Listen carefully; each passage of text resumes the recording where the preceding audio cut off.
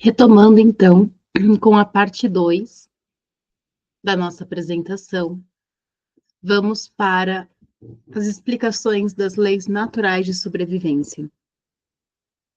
São leis que existem intrínsecas dentro de nós, seres humanos, tá?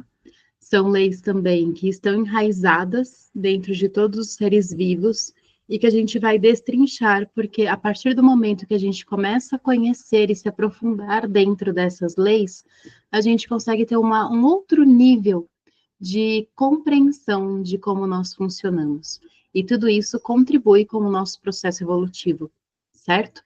Então, nas leis naturais de sobrevivência existem os princípios da igualdade, a lei de sobrevivência do ser único, a lei de sobrevivência do indivíduo e a lei de sobrevivência da espécie.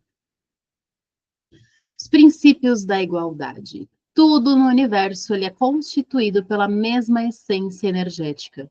Ou seja, somos todos iguais. É uma programação cósmica gravada na nossa mente. Inclusive, né, existem vários textos na Bíblia que falam que todos nós somos iguais, né, filhos do mesmo Deus. O ser humano reage de forma espontânea e automática contra tudo que possa submetê-lo a uma situação de inferioridade, alvo de menosprezo, ironias ou chacota. O que isso quer dizer? Toda vez que nós temos dentro de nós, uma vez que nós temos dentro de nós o princípio da igualdade, logo somos todos iguais, como que uma pessoa é melhor do que eu e eu sou inferior a outra pessoa? E aí o sentimento de inferioridade acaba gerando essas três vertentes: a inveja, o orgulho e a vaidade. Você sabia que dentro do invejoso existe um sentimento, uma programação de inferioridade dentro dele? Ou mesmo do orgulho, ou mesmo do vaidoso, né? E aqui a gente não está falando da vaidade de se arrumar, a gente está falando da programação mental, das atitudes de vaidade que estão além da normalidade humana. Então, não existe ataque, né? É sempre o ser humano sempre se defende e ele busca a defesa através do ataque, infelizmente. E acaba, né? A pessoa que inveja o outro, ela esquece que ela tem a mesma centelha divina que o outro. E que logo, se o outro é capaz, ela também é capaz. Só que isso, infelizmente, acaba não acontecendo, porque a pessoa não tem autoconhecimento suficiente de enxergá-la como um potencial e acaba, né, tendo a inveja destrutiva, assim como o orgulho, assim como a vaidade. E o princípio da igualdade, ele acaba explicando o consumismo exagerado, o autoritarismo, o fanatismo e o não admitir ser ou sentir-se inferior. E, ao mesmo tempo, quem dá demais, sem a pessoa pedir, acaba gerando a lei da ingratidão. Pedro Antônio Grisa, que é o fundador da parapsicologia científica independente aqui no Brasil, sempre falou: quem dá de graça é uma desgraça. E essa é a lei mais lógica do planeta, porque é o impulso natural da ingratidão, ele é maior do que a atitude de gratidão. Quantas vezes aqui você acabou ajudando uma pessoa, se desdobrou, fazendo tudo que ela precisava, que tudo que você achava que ela precisava, e ela acabou te trazendo atitudes ingratas, né? Por quê? Porque a gente dá um atestado de que a pessoa ela é inferior a nós. Então, quando nós ajudamos alguém sem essa pessoa ter pedido ajuda para nós, é como se a gente estivesse dando um certificado de inferioridade para a pessoa. E aí a pessoa começa a se tornar ingrata a nós. Por isso que eu costumo dizer: ajudar quem pede ajuda. Se nós travamos essa lei, se nós pulamos essa lei e acabamos fazendo muito mais para a pessoa do que o solicitado, a pessoa pode trazer esses comportamentos de ingratidão.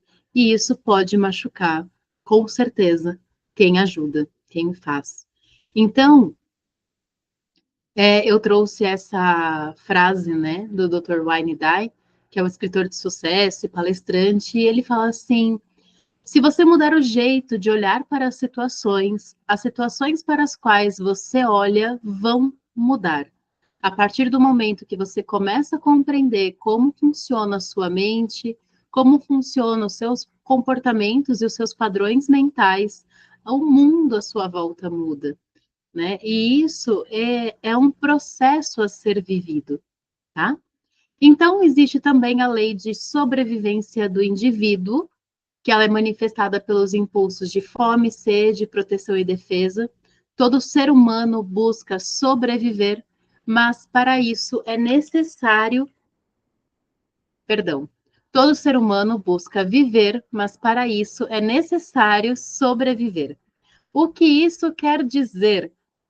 Quem aqui, quando fica com privação de sono, privação de comida, ou sede, né, privação de água, começa a ficar irritado, nervoso, o cérebro parece que para de funcionar.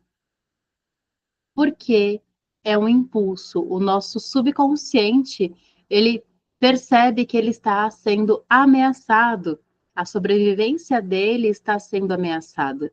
E aí o ser humano fica irritado, fica nervoso, porque ele precisa comer. E aí depois que a pessoa come, depois que a pessoa se satisfaz, ela volta a ficar tranquila, né? Quando eu falo proteção e defesa, é nesse sentido também, do ninguém ataca, todo mundo se defende de algo real ou de algo imaginário, tá? Em que sentido? Por exemplo, numa discussão, seu marido ou seu amigo fala alguma coisa para você, para que você mude, para que você transforme, para que você olhe a vida de uma forma diferente. Só que você já está se sentindo rejeitada, você já está se sentindo inferior, ou você já está se sentindo triste, né, diante de alguma situação, você vai interpretar, você vai receber esse conselho como um ataque. E aí você vai se defender atacando a pessoa. E aí começa as discussões, né? Bom, é que eu estou fazendo um resumo geral, né? Obviamente, você pode estudar mais profundamente a respeito dessas leis, né? Tanto no livro O Jogo e a Estrutura da Personalidade, quanto no livro Liberte Seu Poder Extra, ambos do Dr. Pedro Antônio Grisa, tá? Aqui é um resumo para que você compreenda, para que você entenda e se conheça cada vez mais. E a lei da sobrevivência do ser único. Ninguém é igual a ninguém. O que contradiz com a lei, né, dos princípios de igualdade, onde todos nós somos iguais. Se todos nós somos iguais, como que ninguém é igual a ninguém? Porque nós dentro, né, dentro de nós existe essa lei do ser único, porque somos uma centelha divina, somos o todo, mas somos seres únicos. Só a gente sabe o que a gente sente, só a gente sabe o que a gente passa, só a gente sabe o que a gente vive. Logo, ninguém é igual a ninguém. Ao mesmo tempo, deixa eu voltar aqui. Ao mesmo tempo que, por exemplo, um filho pode ter vontade de seguir a mesma carreira do pai, ou uma filha a mesma vontade de seguir a carreira da mãe, por esse princípio da igualdade, por se sentir pertencente, mas também tem aqueles filhos que não querem, que querem quebrar as barreiras, quebrar as histórias, e não querem seguir a mesma carreira do pai, da mãe, querem fazer algo diferente, porque sentem que precisam seguir a vida deles, precisam viver de formas diferentes, justamente por conta dessa lei de sobrevivência do ser único, que nos traz a nossa individualidade de volta. Então, por mais que todos nós sejamos iguais perante ao todo e constituídos da mesma maneira, né, carne, osso, células, sangue, etc., além, né, das questões energéticas, nós também, né, também temos a nossa individualidade, que precisa e deve ser lapidada e respeitada acima de tudo. E aí, depois dessa lei, vem a lei de sobrevivência da espécie. a garantia da sobrevivência da espécie no espaço, podendo ser observada na natureza, e a garantia de espécie no tempo. E essa lei natural se manifesta com o poder criador dinâmico do universo gerando a vida. Lembra, ela está ligada com a lei da evolução.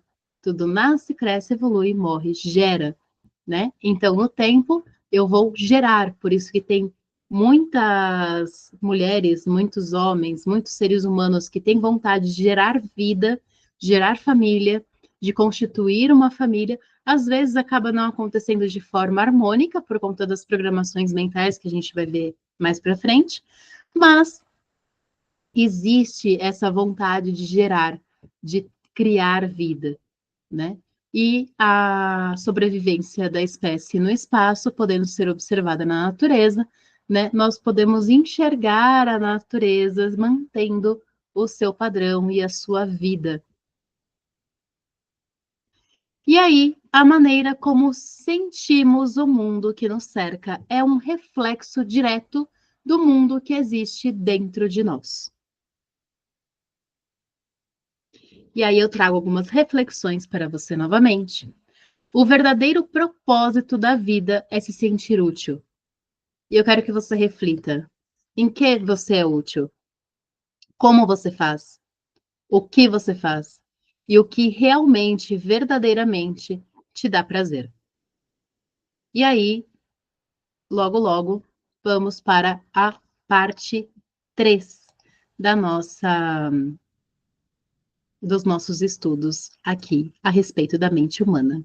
Muito obrigada por me acompanhar até aqui.